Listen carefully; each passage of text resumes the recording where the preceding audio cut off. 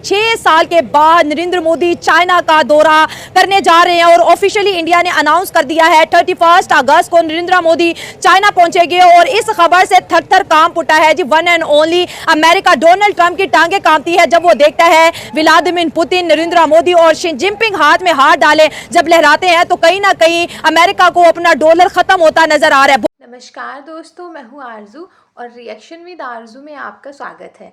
तो आज हम बात कर रहे हैं भारत के प्रधानमंत्री मोदी जी उनकी चाइना विज़िट के बारे में। तो 31 अगस्त को मोदी जी चाइना में एससीओ समिट में शामिल होने के लिए जा रहे हैं। तो 2019 के बाद ये उनकी पहली विज़िट है, क्योंकि 2019 के बाद गलवान घाटी को लेकर भारत और चाइना में कुछ झड़प हो गई थी। उसके बाद चाइना के साथ ट्रेड, वीज़ा वगैरह भारत ने बंद कर दिए थे। लेकिन अब दोनों देशों के बीच समझौता होता नज़र आ रहा है, जिसके चलते पहले फाइनेंस मिनिस्टर, फिर फॉरेन मिनिस्टर और अब मोदी जी एससीओ समिट में शामिल होने के लिए जा रहे हैं। तो चलिए देखते हैं कि लोगों का इस बारे में क्या कहना है। ट्रम्प की कोई नाइंसाफ़ी भी नहीं है। नहीं। अच्छा, अगर ये नाइंसाफ़ी होती तो ये पूरी दुनिया पे, अगर हमारे ऊपर, पाकिस्तान के ऊपर भी अगर वो 50% टैरिफ आयद करते तो ये एक जुल्म था। अब ट्रम्प ने ऐसा किया है कि उन्होंने रशिया से तेल खरीदने पर ही यही मामला आया है ना, कि आप रशिया से तेल खरीद रहे हैं, आप रशिया को डॉलर दे रहे हैं, उधर रशिया वो यूक्रेन पे इस्तेमाल कर रहा है। तो यूक्रेन ट्रम्प का इतिहादी है ना। तो इस पे यानी कि उन्होंने 50%, अभी तकरीबन 1-2 घंटे पहले उन्होंने 50% किया है। तो ये एक यानी कि माशी जंग है दुनिया में, और इसके असरात अभी मैं न्यूज़ देख रहा था तो उसमें ये भी। अच्छा, ठीक है। आप कह रहे हो कि ट्रम्प के डर से इंडिया रशिया से ऑयल बंद कर देगा। अगर वो रशिया से ऑयल बंद कर देगा तो जनाब इंडिया के अंदर जो 140 करोड़ आवाम है, जो तेल उनको 60-70 में मिलता है, यही तेल 250-300 में मिलेगा। वही जो पाकिस्तान का हाल है, गुर्बत बढ़ेगी। तो एक अमेरिका को खुश करने के लिए अपनी इकोनॉमी को कैसे डुबो दे? उन्होंने ऑलरेडी इंडिया की जो सरकारी जो ऑयल रिफाइनरीज है ना, उन्होंने अभी कतर से और सऊदीया से तेल ख़रीदा है सितंबर के लिए। तो उन्होंने रशिया से तेल ख़रीदना पहले से ही बंद किया हुआ है। लेकिन वो वैसे जो है ना पॉलिटिकली बयान दे रहे हैं उनके वज़ीर ख़ारिजा और वज़ीर आज़म कि नहीं हमारा रशिया से हम तेल ख़रीदेंगे। लेकिन दरअसल उन्होंने उनके जो रिफाइनरीज है सरकारी, उन्होंने कतर से और सऊदीया से अभी सितंबर के लिए डील की हुई है। मतलब इंडिया ने सितंबर की डील रशिया से नहीं की, बल्कि कतर और सऊदी अरब से कर दी है, सिर्फ और सिर्फ ट्रम्प की सैंक्शन से बचने के लिए। लेकिन ट्रम्प तो फिर भी रशिया का नाम लेके इन पे इम्पोज कर रहा है। लेकिन अभी जो आलमी तजज़ियाकार हैं ना, जो माशी तजज़ियाकार, वो ये कह रहे हैं कि अगर इंडिया रशिया से तेल नहीं ख़रीदता है तो इसके असरात पूरी दुनिया पे पड़ेंगे, क्योंकि जो आलमी मंडी है तेल की उस पर ज़्यादा बोझ पड़ेगा। अगर ये कतर और सऊदीया के तरफ आता है, खलीजी ममालिक के तरफ ये इंडिया भी आता है, तो इसके असरात आलमी तेल पर पड़ेगा और दुनिया भर में तेल महंगा हो सकता है। अगर इंडिया रशिया से नहीं लेता, अगर इंडिया रशिया से नहीं लेता है तो इसके असरात पूरी दुनिया, डिमांड ज़्यादा हो जाएगी, सप्लाई शॉर्ट हो जाएगी, तो फिर प्राइस इंक्रीज होगी। ये ज़्यादा बढ़। अब आपको इंडिया और चाइना के रिलेशन किस तरह नजर आ रहे हैं कि शी जिनपिंग और नरेंद्र मोदी एक ही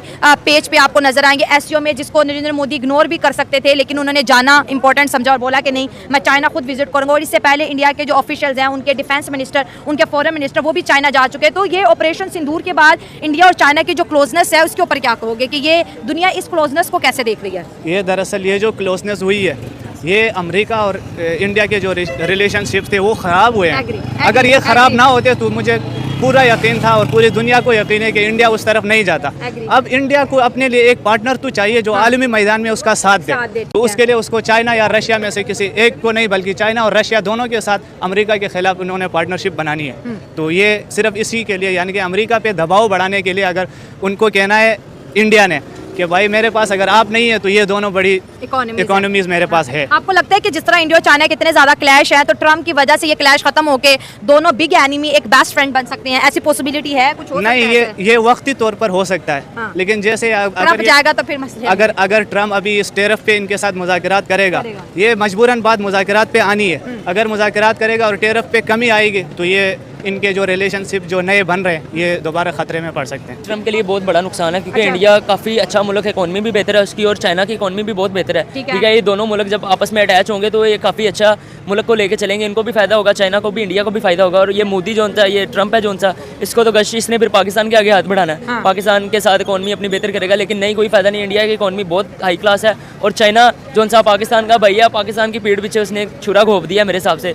31 अगस्त को बहुत बड़ा जो ना वो होने लगा है, जल्जला आने लगा चाइना में। जब इंडिया का नरेंद्र मोदी चाइना में ऐसे लैंड करेगा, वहाँ पे शहबाज शरीफ भी होगा, तो शिंगपोंग यांगबोंग जो भी नाम है इसका, वो शी जिनपिंग, हाँ वो भी वहाँ पे होगा, ठीक है। उसके बाद पाकिस्तान को काफ़ी झटका लग सकता है, क्योंकि चाइना ने पाकिस्तान की काफ़ी हेल्प भी की है और पाकिस्तान का काफ़ी उन्होंने स्टैंड भी किया पाकिस्तान के साथ। पाकिस्तान कहता है मेरे और चाइना का प्रोग्राम तो ऑन है ना, चाइना इंडिया के साथ करे, हमें इससे कोई मसला नहीं। चाइना ये तो नहीं ना कि मैं मेरे साथ मेरा कोई दोस्त है पाकिस्तानी भाई, इंडियन फ्रेंड, और मैं यूएसए का दोस्त बना दूँ, वो मुझे कहे कि यार आपने क्यों बनाया, वो मेरी मर्जी है ना, मैं जिस मर्जी को चाहूँ अपने लिए, अपने मुल्क की बेहतरी के लिए मैं जिस मर्जी के आगे हाथ बढ़ा सकता हूँ। इस वजह से इंडिया ने चाइना के लिए आगे हाथ बढ़ाया ताकि उनका मुल्क थोड़ा सा स्टैंड, और यूएसए ने इतना टैरिफ लगा दिया, टैक्सेस इतने लगा दिए हैं, जो चीज़ें आपको 500 की मिलती हैं वो 2000 की मिलने लग जाए, तो फायदा ऐसी ये टैरिफ का, मार्केट का।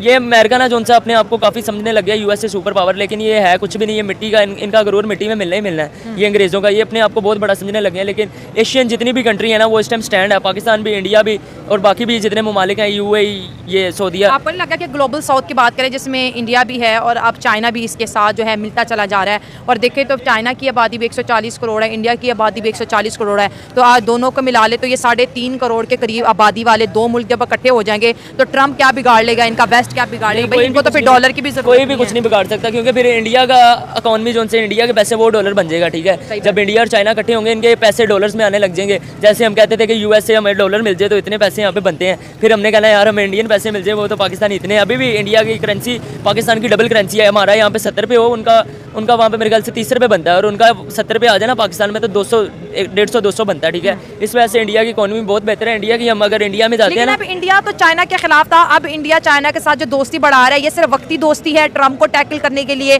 ट्रम्प को वार्निंग देने के लिए कि हम अकेले नहीं, हमारे साथ चाइना है, रशिया है, या फिर ये दोस्ती आपको लगता है कि बॉर्डर डिस्प्यूट खत्म हो जाएगी और ये दोस्ती आपको लंबी नजर होती है? जैसे इंडिया ने आगे हाथ बढ़ाया चाइना के आगे, मुझे तो लग रहा है जैसे लंबी दोस्ती चलेगी, क्योंकि दोनों बड़े मुल्क से उन्होंने काफ़ी प्लानिंग की है, काफ़ी सोचा है अपने मुल्क के बारे में, अपने ऑडियंस के बारे में, जो उनसी उनकी है आवाम, उनके बारे में उन्होंने काफ़ी सोचा है। क्योंकि इंडिया का मैंने एक मुल्क देखा, क्योंकि वो अपनी आवाम के लिए लड़ते हैं, यहाँ पे पाकिस्तान में आवाम को धक्के बजते हैं, यहाँ पे गरीबों को मारें पड़ती हैं, ये पुलिस वाले ऐसे जुल्म करते हैं यहाँ पे गरीबों को, मैं आपको क्या बताऊँ।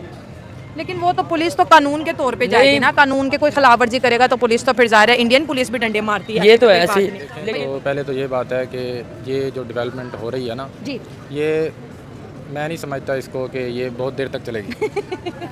ये अच्छा बहुत देर तक नहीं चल सकती, बहुत देर तक नहीं। क्यों? वो इस वजह से कि एक तो इनका चाइना और इंडिया का तो जो, क्योंकि वो इत्तेहादी जो इंडिया है ना वो इत्तेहादी रशिया का भी बनना चाहता है, और मतलब हाँ ठीक है, अमेरिका का भी बनना चाहता है। तो चाइना का उसके साथ बॉर्डर का जो इशू है ना वो मतलब कि उस हैसियत से चल रहा है कि बड़ा मतलब कि तनाज़ा है। चाइना तिब्बत क्लेम करता है और इंडिया कहता है वो मेरा है, बिल्कुल एक बहुत बड़े एरिया पे जंग चल रही है। जी, और आसाम वाला एरिया जो है वो भी मतलब क्लेम करता है।